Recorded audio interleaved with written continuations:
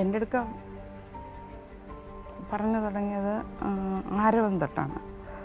ആരവത്തിന് മുമ്പാണ് ഞങ്ങളുടെ കല്യാണം കഴിഞ്ഞ രതിനിർവേദം സമയത്തായിരുന്നു അങ്ങനൊരു കഥയുണ്ടായതും അങ്ങനെ അത് കല്യാണത്തിൽ അവസാനിച്ചതുമൊക്കെ. അതിനുശേഷം അടുത്ത പടം ആരവമായിരുന്നു. അപ്പോൾ അതിൻ്റെ സ്ക്രിപ്റ്റ് ആണ് ആദ്യം പറഞ്ഞത്. അപ്പോൾ ആദ്യമേ പറയായിരുന്നു അതിനകത്ത് ഇങ്ങനെ കഥയായിട്ടൊന്നും പ്രത്യേകിച്ചൊന്നും ഇല്ല.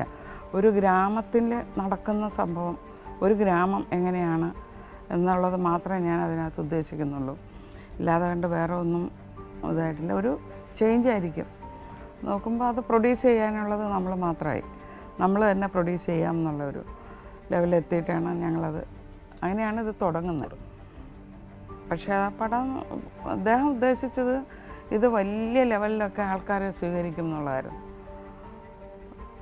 ലൊക്കേഷനിലൊക്കെ അങ്ങനെ തന്നെയായിരുന്നു. അവിടെ നിന്ന് തന്നെ ഇതിങ്ങനെ കുറേശ്ശെ പറഞ്ഞാണ് അത് ആ ലെവലിൽ എത്തിച്ചത് തന്നെ. ഒരു സ്ക്രിപ്റ്റ് എന്ന് പറഞ്ഞാൽ പുള്ളി ഒറ്റയ്ക്കായിരിക്കത്തില്ല. പറന്നു പോകുന്ന കാക്കയോട് വരെ അതിൻ്റെ സമ്മതം ചോദിക്കും, അതേപ്പറ്റി പറയും, ഈ പടത്തെപ്പറ്റി ഒരു കഥ മനസ്സിൽ വന്നു കഴിഞ്ഞാൽ.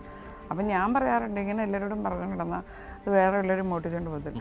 അതൊന്നും ആർക്കും മോട്ടിക്കാനൊന്നും നോക്കത്തില്ല, നമ്മുടേത് തന്നെയായിരിക്കും.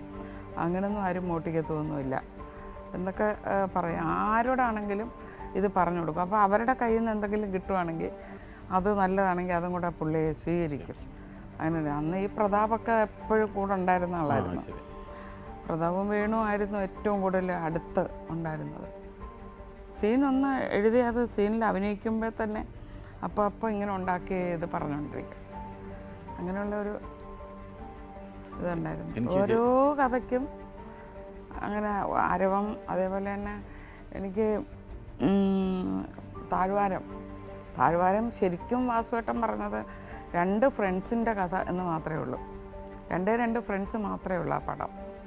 വേറെ ഒക്കെ ഇങ്ങനെ ഇരുന്ന് രാഗി ഉണ്ടാക്കിയെടുത്തത് വാസുവേട്ടൻ തന്നെ പറയാറുണ്ടായിരുന്നു. ചേച്ചി മുമ്പൊരിക്കൽ പറഞ്ഞത് എനിക്ക് ഓർമ്മയുണ്ട്. മോള് കുഞ്ഞായിരിക്കുന്ന സമയത്ത് അവൾ ഫ്രണ്ടിലെ വരാന്തയിൽ മുട്ടുകുത്തി കഴിഞ്ഞ് വന്നിട്ട് അവളവിടെ വീഴുകയൊക്കെ ചെയ്തു. ഭരതൻ അത് കണ്ടിട്ടില്ല. അവിടെ ഏതോ ചെടിയിൽ ബാക്ക് ലൈറ്റ് വീഴുന്നത് നോക്കിയിട്ട് അങ്ങനെ ഒരു വിഷ്വലൈസേഷൻ അങ്ങനെ ഉണ്ടാവും. അത് കഥ ആലോചിക്കുമ്പോൾ തന്നെ ആ സീൻ എങ്ങനെ എടുക്കണം, ആ സീനിൽ എന്തായിരിക്കണം ഡ്രസ്സ് വേണ്ടത്, ഏത് കളറായിരിക്കണം ഉപയോഗിക്കേണ്ടത്, ഇതൊക്കെ നേരത്തെ തീരുമാനിക്കുന്നുണ്ടാവും. നേരത്തെ അതൊക്കെ ഇങ്ങനെ ഉള്ളിൽ പ്ലാൻ ചെയ്യും. അപ്പോൾ ധരാം മാഷുള്ളപ്പോൾ മാഷാണെന്ന് ഒന്ന് പറഞ്ഞു കൊടുത്ത് ഓരോ രാഗത്തിനും ഓരോ ഭാവങ്ങളുണ്ട്. ഇപ്പം ഹിന്ദോളത്തിനാണെന്ന് വരിയിൽ അതിനൊരു ഭാവമുണ്ട്. അങ്ങനെ അതേപോലെ ഓരോ കളറിനും ഓരോ ഭാവമുണ്ടെന്ന് ആണ് പുള്ളിയുടെ ഒരു ഇത്.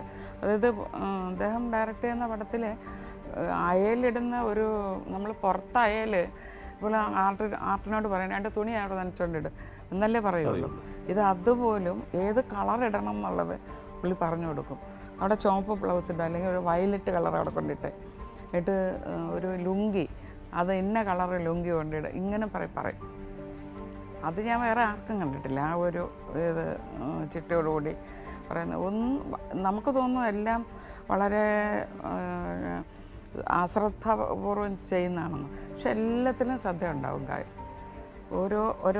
ഒരു സ്പൂൺ അവിടെ വെച്ചിട്ടുണ്ടെങ്കിൽ ആ സ്പൂൺ ആ കളർ അവിടെ വേണോ എന്നുള്ളത് വരെ ശ്രദ്ധിച്ചിട്ടേ ചെയ്യത്തുള്ളൂ എല്ലാത്തിലും.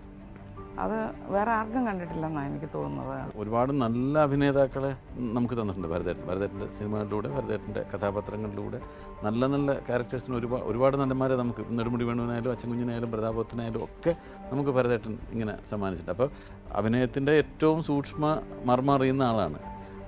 ചേച്ചിയുടെ അഭിനയത്തെപ്പറ്റി എങ്ങനെയാണ് വിലയിരുത്തിക്കൊണ്ടിരുന്നത്? എങ്ങനെ പറയുമായിരുന്നു, വിമർശിക്കുമായിരുന്നു? അതോ ഇഷ്ടമായിരുന്നു, ഭയങ്കര ഇഷ്ടമായിരുന്നു. അത് സീൻ അഭിനയിച്ചുകൊണ്ടിരിക്കും. ഞാൻ ചിലപ്പോൾ റിഹേഴ്സലിൽ കാണിക്കത്തില്ല. ഞാൻ പറയും ഇന്നതൊക്കെ ചെയ്യും, ഇന്നതുപോലെ ആയിരിക്കും. ശരി, അത് മതി, റിഹേഴ്സൽ കൂടുതൽ ചെയ്യണ്ട, ടേക്കിൽ ചെയ്താൽ മതി എന്ന് പറയും.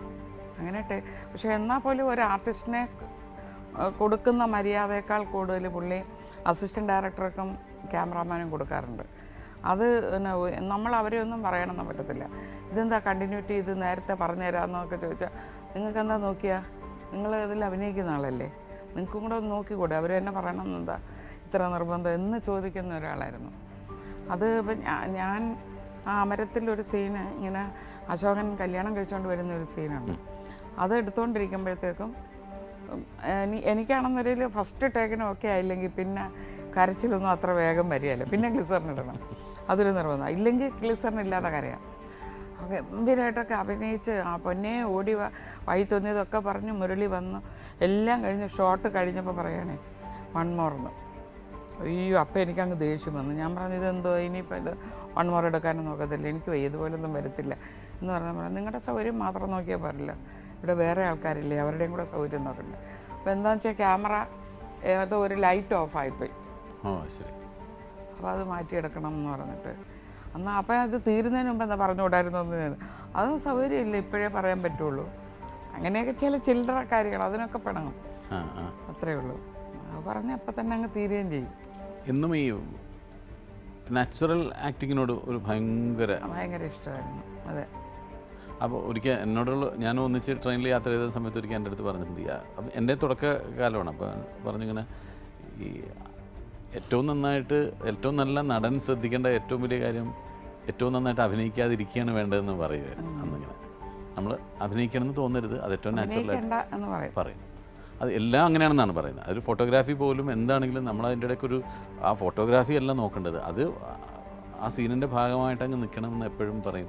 അതൊരുപാട് ശ്രദ്ധിക്കുമായിരുന്നു തോന്നണല്ലേ എല്ലാ സിനിമ എല്ലാത്തിലും ശ്രദ്ധിക്കാറുണ്ടായിരുന്നു.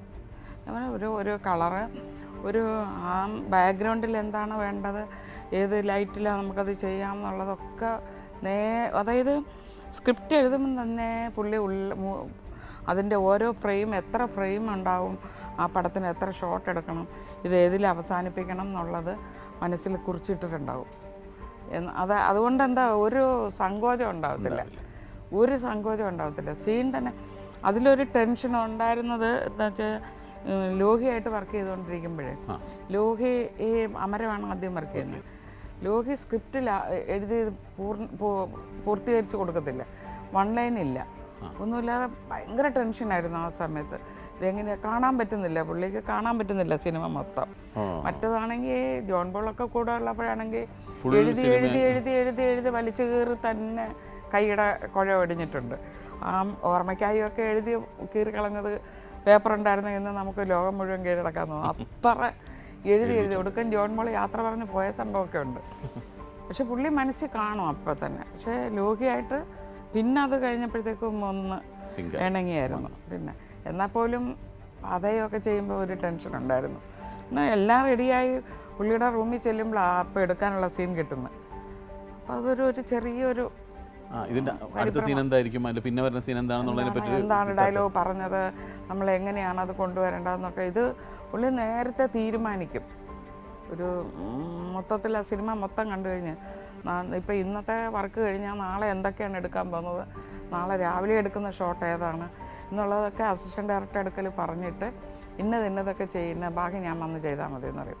അപ്പോൾ അവരൊക്കെ പോയി രാവിലെ റെഡിയാക്കും. ഇദ്ദേഹം എപ്പോഴും ചെല്ലുന്നത് ലേറ്റായിട്ടേ ചെല്ലുള്ളൂ. പക്ഷെ ചെന്ന് കഴിഞ്ഞാൽ പിന്നെ പടപടാന്ന് ഭയങ്കര സ്പീഡായിട്ട് കാര്യമ്പോൾ അവിടെ ലൊക്കേഷൻ കിടന്നൊരു ബഹളം ഉണ്ടാക്കുക, അല്ലെങ്കിൽ അതെന്താ വരാത്ത അങ്ങനൊരു ചോദ്യം ഒന്നുമില്ല. അത് നമുക്കൊക്കെ തോന്നും.